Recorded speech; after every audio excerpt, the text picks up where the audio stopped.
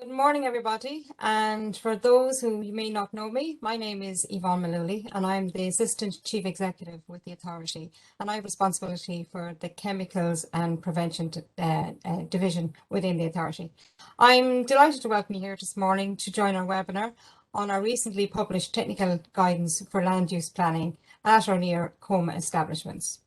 The new guidance interprets the Authority's policy on technical land use planning advice under the Seveso 3 Directive of 2012 on the control of major accident hazards involving dangerous substances, as implemented, of course, by our 2015 COMAH regulations. The new guidance replaces the 2010 policy and approach of the Health and Safety Authority to COMAH risk-based land use planning. The guidance that has been recently published has been retitled and streamlined with a greater emphasis placed on more rigorous risk-based approach across all sectors. Today you will hear from our Senior Inspector Pat Keneally and Inspector Ita Daly. Pat will go through the legal framework and the practical application of the guidance, and Ita will then go through how best to communicate with the Authority on land use planning. So I'll hand you over now to Pat. Thanks, Yvonne, and good morning and welcome to our webinar. So the impetus for this webinar is the Health and Safety Authority's new guidance on technical land use planning, which was launched just this January. As I said, Yvonne introduced me. I'm Pat Keneally. I head up the COMAH unit and we're responsible for land use planning within the Authority. So this webinar is being recorded and you can submit questions to the Q&A facility, which is at the bottom of your screen and that's up the top of the right, I think. But we'll hold on questions until the end of the formal presentations. So by the end of the webinar, our aim is that you'll have the answer to these questions. So that's what's the background to our involvement in land use planning. Then an overview of our role in that regard. Next, we'll go on to an exploration of the role of planning authorities under the Seveso Directive and the planning and development legislation and how that interfaces with our role. Then we'll very briefly look at what's in the guidance and how it can help planning authorities, and we'll expand on that further then with an example. And finally, we'll explore the best way for planning authorities and the Health and Safety Authority to communicate with each other. So I'll start by addressing that first question, which is why is the Health and Safety Authority involved in the land use planning area? And the context for our involvement is that there's been a long history of major accidents at sites storing large quantities of dangerous substances. Going back as far as 1974, for example, there was a major accident at Flixborough in England. The Flixborough plant was a heavy industrial site manufacturing nylon. And following some management failures and botched repairs in the plant, there was a major leak of flammable liquid at elevated temperatures, and a massive explosion occurred. This resulted in the almost complete destruction of the plant and serious loss of life. 28 people working on the site were killed in direct consequence. And it could have been worse, but for the timing, which was on a Saturday afternoon and was fortuitous in limiting the number of people present. What is particularly noteworthy from a land use planning context is the significant damage that was experienced outside of the site, with extensive damage to approximately 2,000 buildings and 53 people suffered injuries. The accident had major implications for developmental control legislation in the UK. Another accident at Seveso in northern Italy in 1996 gave the directive its name, and other significant accidents that subsequently occurred were in Mexico City in 1984 and in Bhopal also in 1984. I fast forward almost 30 years from Flixborough now to 2002, when major accidents were still happening, and in Europe. AZF, a plant located in Toulouse in France, was involved in the manufacture of fertilizers. The immediate vicinity of the plant was industrial in nature, but as you can see, transport links and non-industrial development were not far away. Again, an explosion at this plant caused by handling off specification ammonium nitrate fertilizer resulted in widespread devastation and loss of life, with 21 fatalities on the site. Significant effects were also experienced off-site. This university building, for example, was 2,000 meters from the center of the blast, and as you can see, it did suffer some structural damage. Domestic buildings were also suffered severe damage. 9 people were killed off-site in that incident, and one was 450 meters from the epicenter of the blast. And in all, 2,500 people sought hospital treatment following the accident. So because of these and many other accidents in that 30-year period from 1982 to 2012, the European Union successfully introduced the Seveso Directives 1, 2, and 3, with each directive introducing additional controls. The first directive, which was introduced in 1982, took its colloquial name from that accident at Seveso in northern Italy, and was therefore commonly called the Seveso Directive. The second directive in 1996, which followed a series of accidents worldwide, brought with it a requirement for member states to introduce land use planning controls around establishments that were subject to the directive. And the relevant article in the directive was that member states shall ensure that the objectives of preventing major accidents and limiting the consequences of such accidents are taken into account in their land use policies. The most recent directive came into being in 2012. Member states were required to introduce national legislation by 2015. And because the Health and Safety Authority was appointed as the Irish Central Competent Authority for the Seveso Directive, it has a role in land use planning today. So what are the specific requirements of the Seveso Directive in the land use planning space? I'm going to take a closer look at that now. The directive requires that controls are in place, firstly, on the siting of new establishments. Now, according to the Collins Dictionary, siting means the location or site of. So it refers to where new establishments may be sited or located. Secondly, modifications to establishments covered by Article 11 are to be controlled as well. Article 11 refers to modifications at establishments that could have significant consequences for major accident hazards. So controls are required on modifications that could have significant consequences. And finally, controls are required on development in the vicinity of these establishments. This is the control that is most often the impetus for a planning authority to engage with the Health and Safety Authority. For the Health and Safety Authority, the regulations that implement the Seveso Directive are the COMAH regulations of 2015. And for planners, it is the Planning and Development Regulations of 2001 to 2021.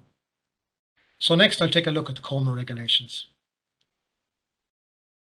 Now, the COMAH regulations are Chemicals Act Control of Major Accident Hazards Involving Dangerous Substances regulations, to give them their full title.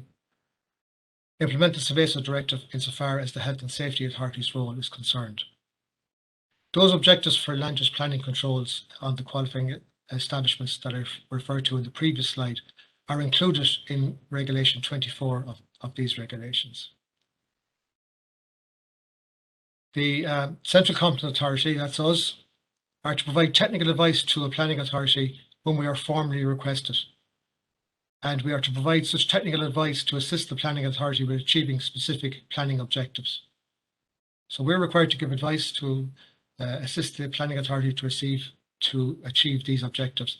So those objectives, let's look at those now. The first one is to maintain appropriate safety distances between an establishment and residential areas, buildings and areas of public use, recreational areas, and as far as possible, major transport routes. Now, I should mention that the directive itself provides no guidance whatsoever on what would constitute an appropriate safety distance. That's left up to the member states to decide, presumably having regard to good practice. The second objective of these land use planning controls is to protect areas of natural sensitivity or interest in the vicinity of these establishments, where appropriate, through safety distances or other measures. Now, again, the directive is silent on what environmental safety distances or what those other relevant measures might be. And thirdly, the final objective is for the operator, in the case of existing establishments, to take additional technical measures so as not to increase the risks to human health and the environment. So in this last objective, the requirement is on the operators of existing establishments not to increase the risk to human health or the environment, and if necessary, to employ unspecified additional technical measures to do this. Now, does not to increase the risk in this context mean no increase in risk whatsoever or no significant increase in risk?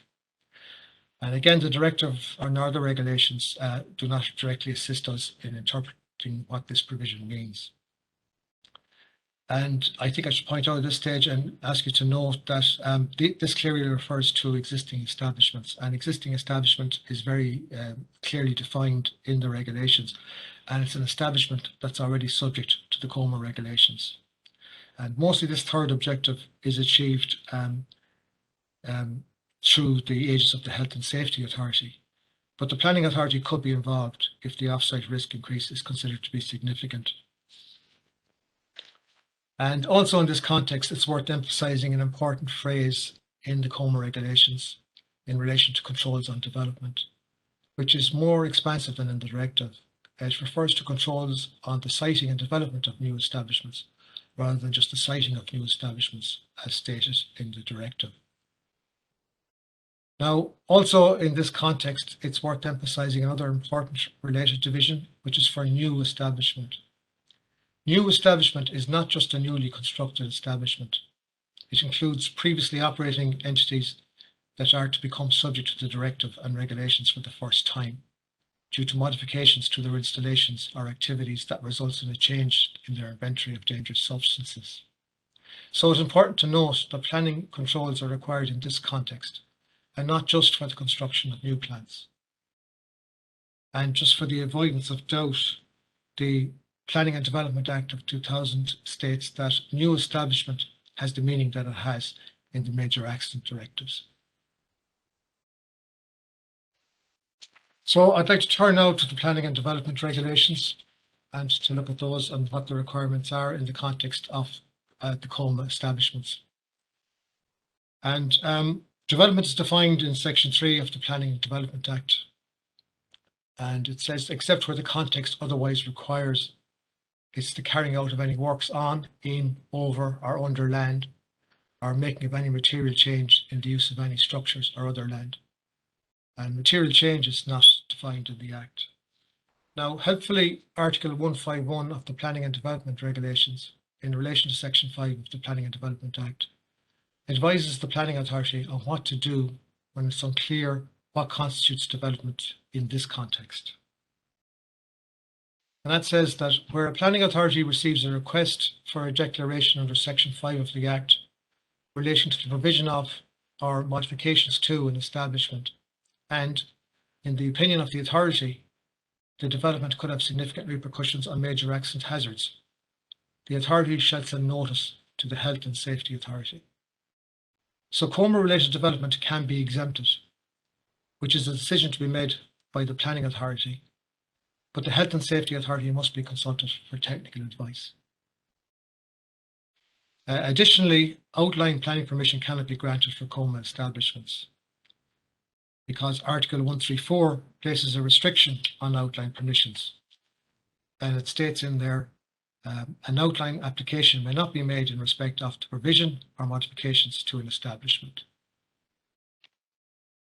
So it can be concluded, therefore, that there is a legal duty on the planning authority to request technical advice in the appropriate circumstances. This request is referred to in the Planning and Development Regulations as notification to the Health and Safety Authority. So next, I will examine what this notification entails. Now, each of the requirements for notification under Articles 137, 141, 147, 150 and 215 of the Planning and Development Regulations require the Planning Authority, or the Board in the case of Home Board Planola, to form an opinion. Under the Planning and Development Regulations, in the case of provision of an establishment or modifications to an establishment, the decisions on whether these activities could have significant repercussions for major accidents hazards reside with the Planning Authority. So how is the Planning Authority to form an opinion that it should request technical advice from the Health and Safety Authority? Well, I'll take Article 37 as an example of how the Planning and Development Regulations require that this should be undertaken. And it sets out three circumstances. of how the planning and development regulations would be invoked. So firstly, where an application relates to the provision of or modifications to an establishment, and in the authority's opinion, the development would be relevant to the risk or consequences of a major accident. Or secondly, where an application is of a category listed in Table 1 of Schedule 8 and located within the distance listed in Column 2 of Table 2 of Schedule 8 from an establishment of the corresponding type in Column 1 of Table 2, we'll come back to that in a moment.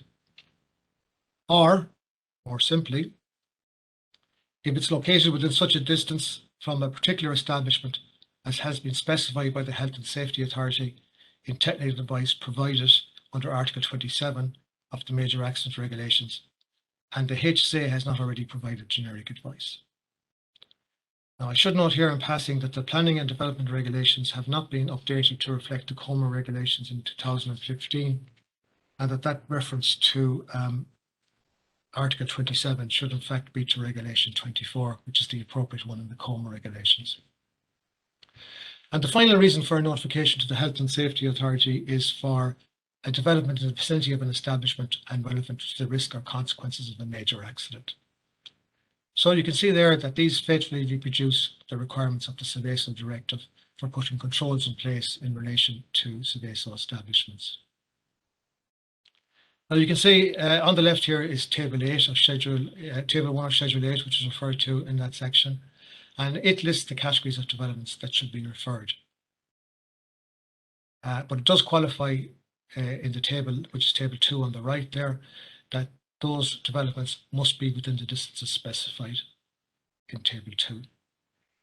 Or, as we saw, it must be within the consultation distance if the HSA has notified a consultation distance to the planning authority. Now, the Technical Land Use Planning Advice guidance that was recently launched by the authority sets out the technical basis for providing generic advice to planning authorities and how this technical advice should be interpreted. You should already have received printed copies of the guidance, and it's also available for download from our website. So I'll now give you a brief overview of the guidance and then work through an example of how it could be used in a real situation. The guidance is divided into 3 parts, and while all the parts are important and interesting, planners will most likely be more interested in Part 1, while those of a more technical nature will likely be more interested in Parts 2 and 3. Now, Part 1 includes both an executive summary and a non-technical summary. These give an overview of the subject matter of the guidance. Almost all of the appendices in the guidance link back to Part 1. Parts 2 and 3 are very technically orientated. Part 2 provides a technical underpinning of the method for developing generic advice, setting out key parameters to be used for technical land use planning modelling. Part 3 explains how the specific methodology is applied for each of 13 identified sectors. So I'd like to take a few moments now to highlight the differences between a risk-based approach and a consequence-based approach in the provision of technical land use planning advice. If an accident such as an explosion or a release of toxic gas occurs, the consequences can be very significant and extend some way from the source. To illustrate this point, I'll draw on a case from last year where the authority was involved in providing some technical advice. The establishment that we're interested in is located in what was a highly industrial area. And you can count, if you look carefully on the map, you can count 4 industrial estates are identified. And there's increasing pressure in that location for retail and residential development. And actually there are 2 establishments located there. If you can follow my arrow, there's one there and one there. But the lower tier site, which is the orange one, the orange dot there, has no off-site potential from a major accident point of view, and so can be disregarded. But that's not always true, by the way, and sometimes lower tier establishments can have greater impacts than upper tier establishments. So the establishment that we were interested in, which was represented by the red pin on the map, has multiple sources of major accidents that could lead to a fire, explosion, or a release of toxic gas. And all have the potential for off-site effects. One of the more significant events examined was the loss of containment of a toxic gas from a pressurized drum. This figure illustrates the toxic concentration contours from such a release. The outer blue line represents a 1% fatality concentration effect in an exposed population. And it's a relatively common toxic modelling endpoint that's used in land use planning. The atmospheric dispersion of a toxic gas depends significantly on the atmospheric conditions and on the wind speed. This particular one was modelled in the most common conditions. However, in less likely but still foreseeable conditions, these effects could be significantly greater. And I suppose that does then beg the question, how should these different consequences be taken into account in providing technical land use planning advice? And bear in mind as well that the direction in which the cloud will disperse will depend on which way the wind is blowing, and some directions will be more likely than others. Which distance should we pick then for giving land use planning advice? Well, it's for those reasons that a risk-based approach is often preferred. It takes account of the consequences of all the major accidents, factors in the probability that an initial release will occur, the range of possible atmospheric conditions and wind directions, and whether receptors might be inside or out in the open, and for fire and explosion events, the likelihood that ignition will actually occur. So using a risk-based approach provides lines of equal risk on a map, as shown here. These ISO risk lines indicate varying probabilities of fatality from all possible sources emanating from the establishment. So you can see here in overview the differences between a risk-based and a consequence-based approach. Parts 2 and 3 of the guidance set out how our risk-based approach is developed and how it will be applied to different types of accident sources in very considerable detail if you wish to explore that topic further. And just to note here as well that the status of technical advice given to a planning authority, it is advice and it's not a decision, and the planning authority takes this into account in its decision making. So the overall concept then is that the Health and Safety Authority will assess the risks from an establishment and then identify 3 zones of risks on a map, which will be provided to the planning authority as generic advice. Development types are categorized in a broad scheme at 4 levels.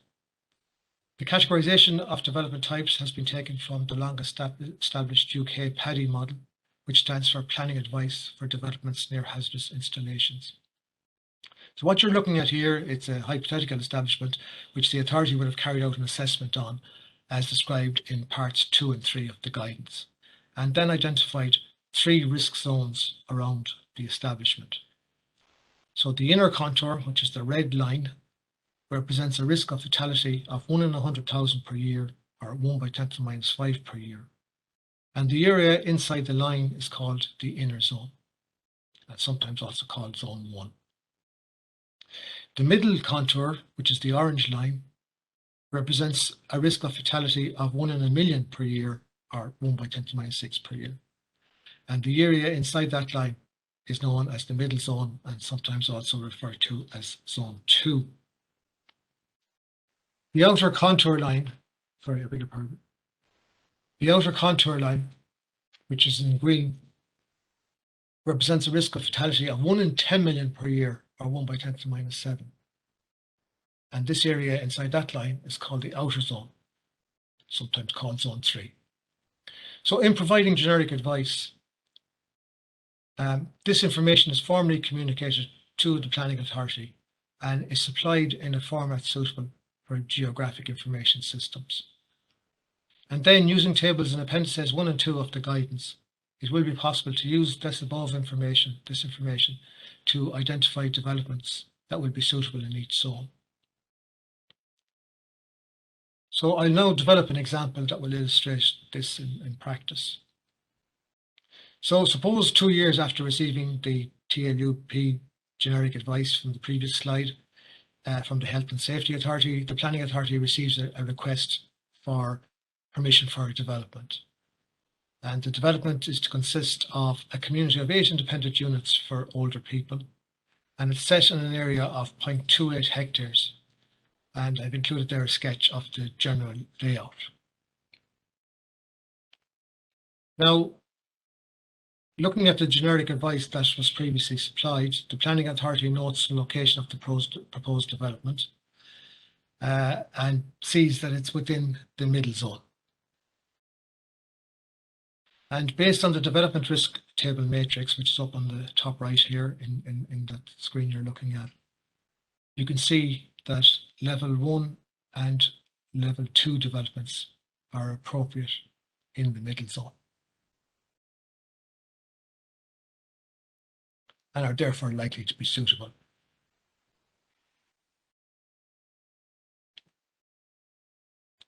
Now, as generic advice has been supplied by to the Planning Authority, there is no requirement to formally seek technical advice, because if you remember in Article 137, which I referred to earlier, paragraph B, it says where the HSA has not previously provided generic advice. So the assumption is initially that if the HSA has provided generic advice, you will not need to seek technical advice from the authority. So since the development is in the middle zone, the Planning Authority goes to Appendix 3 of our guidance, which is development type by zone, and looks this up. And they know from the matrix that development that's permitted in Zone 1 is also permitted in Zone 2 and Zone 3. So the first thing they do is they scan the appendix and the permitted developments in Zone 1 to see if it includes the particular type of development that's included in the planning application. And as you can see from looking at the table 1, the development is not listed in the types of development that are suitable for Zone 1. So then they move on to examine developments that will be suitable in Zone 2. So again, looking down through that, you can see, in fact, the first item under Zone 2 looks like it might fit. So let's just have a closer look at that one. And this is for developments up to and including 30 dwelling units at a density of no more than 40 per hectare. Now, hopefully the appendix also provides some examples in the next column. As you can see, it says houses, apartments, retirement flats, bungalows, residential caravans, mobile homes. So again, going back to the entry, it says it refers to a density of no more than 40 units per hectare. So going back to the planning application, we can recall that it referred to an area of development of 2,800 square meters or 0.28 of a hectare. And 8 units in that area is equivalent to 28.6 units per hectare. Therefore, this development satisfies the requirement of being at a density of fewer than 40 per hectare. So the Planning Authority weighs this technical advice that the major accident risks are deemed to be tolerable for a development of this type into its decision process. But what I'm sure you want to ask, what if the development had been at a density greater than 40 per hectare? Now, usually in the appendix, if you have an exception in a particular category, because it's more risky, it moves into the next zone. And because the development at 40 per hectare is more intensive, it will carry more risk. So the Planning Authority looks at developments that will be suitable in Zone 3, which is the outer zone. And if we take a closer look, we can see that any development for more than 2 dwelling units at a density of more than 40 dwelling units per hectare is in this category and suitable for Zone 3. So in that case, the technical advice available to the Planning Authority will be that while such development might might be tolerable in the outer zone, the advice will be against such a development in the middle zone. So the planning authority again weighs this advice into its decision process. Now, another approach to obtaining this advice is possible using the guidance. The same information that we have just looked at that was in Appendix 3 is presented in an alternative way in Appendix 2, which is called Development Sensitivity Levels. And here developments are grouped by sensitivity level, whereas in the previous one, they were grouped by the risk zone. And from the generic matrix, we know that, and that's the one on the right there, we know that sensitivity level 2 developments are usually suitable in zone 2. So examining sensitivity level 2 developments in Appendix 2, which is developments for general use by the general public, and it stretches over to 4 pages in the actual guidance. The first item in the table fits the proposed development and confirms it as a level 2 development, clearly identified there. Now, going further down the housing section on this page, we can note that developments at higher density, more than 2 dwelling units at a density of more than 40 per hectare, is a level 3 development. So referring back to the matrix, we note that level 3 developments are not suitable in zone 2, but are suitable in the outer zone. So the same technical advice has been received in an alternative way.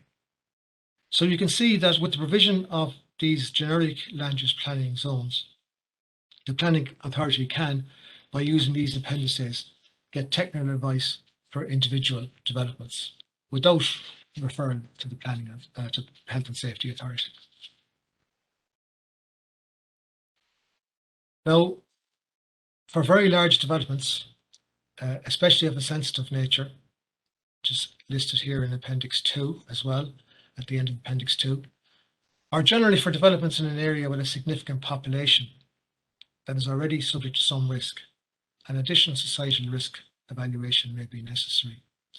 Societal risk assesses the risk of multiple fatalities and is carried out where certain criteria are met.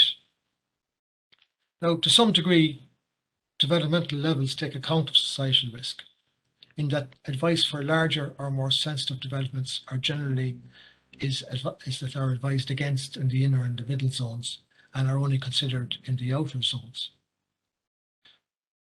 But a separate assessment should always be carried out where a significant population is at risk.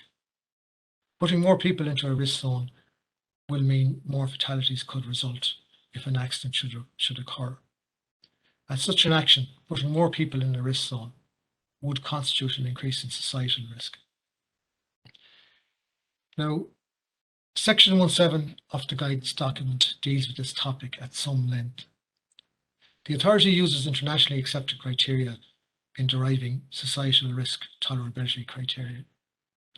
And a key threshold is that an accident causing 50 fatalities, which says N is equal to 50 there on your slide, should not occur more frequently than once in 5,000 years.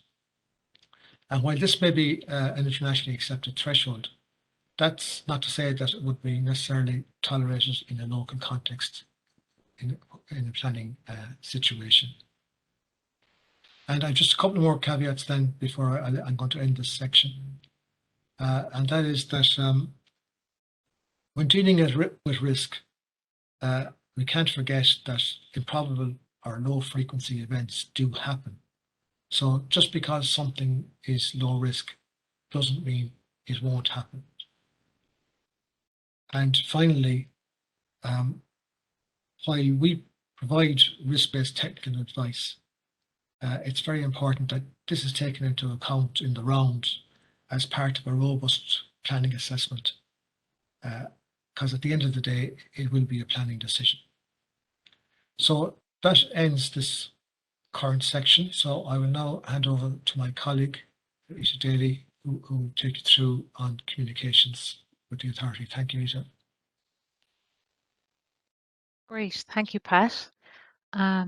So just while we're waiting for the slides to pop up there, just by way of introduction, my name is Ita Daly and I'm an inspector in the COMAH unit based in the Cork office. And as well as carrying out inspections and other regulatory duties involving COMAH sites, my colleagues and I also assess and reply to planning advice requests submitted to the authority. Now I just want to check, did my slide move on there? Can somebody confirm? Great, thank you. So the purpose of my presentation here today is to introduce you to a new checklist form to simplify how planning referrals are sent to the Health and Safety Authority and to screen out irrelevant referrals. It is based on both the COMAH regulations and the Planning and Development regulations, and I will cover it in more detail shortly. But first, what is COMAH?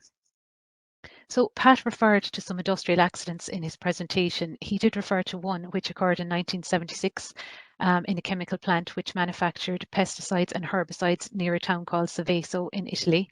A dense vapor cloud containing dioxin, which is both poisonous and carcinogenic, was released, resulting in more than 2,000 people being treated for dioxin poisoning and the contamination of 10 square miles of land and vegetation.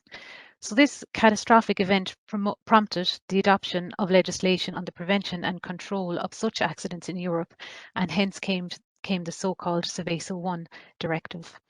As Pat also set out, it has been amended in view of lessons learned from later accidents, such as in Bhopal and Toulouse, and most recently in 2012, the Seveso III directive was adopted. In Ireland, the Seveso III directive is implemented by the Chemicals Act, Control of Major Accident Hazards Involving Dangerous Substances regulations, and COMAH is the acronym for Control of Major Accident Hazards. Oftentimes, both COMAH and Seveso are used interchangeably, and indeed, the Planning and Development regulations refer to the Major Accident regulations. So just for clarity, all three terms are referring to the same thing. Moving on. We have about 100 establishments to which the COMAH regulations apply. Just to note, establishment is the term used in the COMAH regulations to describe a location where dangerous substances are present. So a full list of these establishments is available on the COMAH section of the HSA website. As you can see from the map, apart from a relatively high concentration in Cork and Dublin, these establishments are generally spread across the country within multiple planning jurisdictions. So around each of these COMAH establishments, a consultation distance has been set. And what do we mean by a consultation distance? In essence, it's a protective zone around a COMAH establishment to ensure the risk to human health and the environment is minimised, especially for developments such as residential areas, buildings and areas of public use, recreational areas and major transport routes. So the COMAH regulations require the Health and Safety Authority to set this distance around such establishments, and there also is a requirement to complete periodic reviews. Once the distance is set, it then must be formally communicated to all relevant planning bodies. And last year in 2021, the consultation distances for all establishments were reviewed and updated, and details of the revised consultation distances were sent to the relevant planning authorities. This communication involved or included a GIS file which mapped the consultation distance for each COMAH site. Here is an example of what those mapping files look like overlaid on a map. So we felt it would be extremely useful to provide the consultation distances as a GIS file rather than a distance in meters, so that the contours could then be easily overlaid in your own mapping systems. Can I add at this point, if for some reason you have not received these revised consultation distance files, please contact us and we can resend them immediately. So on being informed of a consultation distance relating to a COMAH site, planning bodies then in turn are required to seek technical advice from the Health and Safety Authority for any proposed development of the specified categories within the consultation distance using the new form. These specified development categories are set out in Table 1 of Schedule 8 to the Planning and Development Regulations. They are also set out in the new checklist form we are proposing, and I will refer to these again in a moment. But first, I just want to point out that Table 2 in Schedule 8 is less relevant. It contains a generic distance based on industry type, which historically was used as the consultation distance. These distances were developed in or around 1999. They were precautionary and somewhat conservative. So, as I already have set out, we were required to review and update these consultation distances as necessary. And as part of this review, as I said, the consultation distances are now supplied as a GIS file, and this takes account of actual establishment notification data and related major accident risks. So that makes the consultation distance more site specific, and in a lot of cases it has resulted in a reduction of the site contour. Before I move on to the new form we are proposing, I want to set out what the planning and development regulations require in terms of a referral notice to the Health and Safety Authority. So referrals are most commonly made to us under Article 137, and provisions are similar in other articles as Pat set out, but just as an example, I've taken 137 here. So it sets out that the notice sent to the Health and Safety Authority shall issue within 3 weeks of receipt of the planning application, shall include a copy of the relevant planning application, shall identify the relevant establishment, shall include a copy of the EIAR, will indicate if the proposed activity requires an IPPC or a waste licence, and lastly, the notice shall request technical advice on the effects of risks and consequences of a major accident to the proposed development if the major accident regulations apply. So I guess our modes of communication have moved on since Article 137 was drafted. And to improve efficiency and to streamline the referral process, we have developed this new form.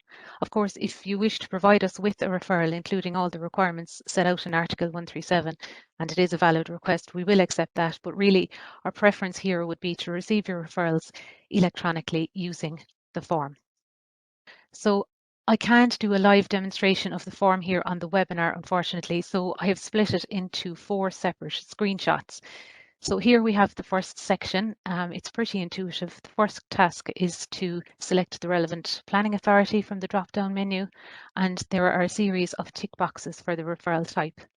The first option is likely to be the most common. It's the request for technical advice. This relates to a referral of a typical planning application for development either on or in the vicinity of a COMAH site. You would also take this option for a new establishment.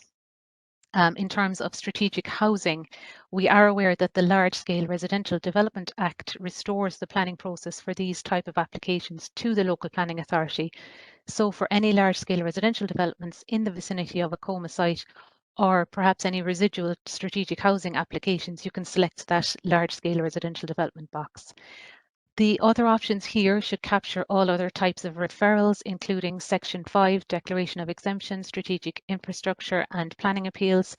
And we also do get referrals for development plans and local area plans, and these can be captured by selecting the development plan box. Now moving on to the next section of the form, for all referrals excluding the referral for a development plan, the next part needs to be completed. So here you have to select the development type. And it is important to note that for a request for technical advice to be valid, it must either A, be related to a modification to an existing establishment, B, be within the consultation distance for an existing establishment, or C, be for a new establishment. We have added another option, D, here, which we envisage will only be used in unusual circumstances, and we added it to cover a borderline case. So if D was to be selected, we would need further explanation as to what advice is required, and further details should be attached or included with the form. A simple example would be if the proposed development was only partly inside the consultation distance and you were unsure how to proceed. The final item there on the form is to select the relevant establishment. So for a planning referral to be deemed valid, it's imperative that it links back to an establishment on the list. And there is one exception, however, and that is for a new establishment, or perhaps indeed a site requesting a Section 5 Declaration of Exemption. In both of these instances, obviously they won't be listed as an existing establishment, so you can select new establishment on the drop-down menu. So if you selected B, the next part of the form applies. So this part of the form reflects the development categories set out in Table 1 of Schedule 8 of the Planning and Development Regs. So for proposed development within the consultation distance of an existing COMAH establishment, one of these categories must be selected for a referral to the Health and Safety Authority to be deemed valid.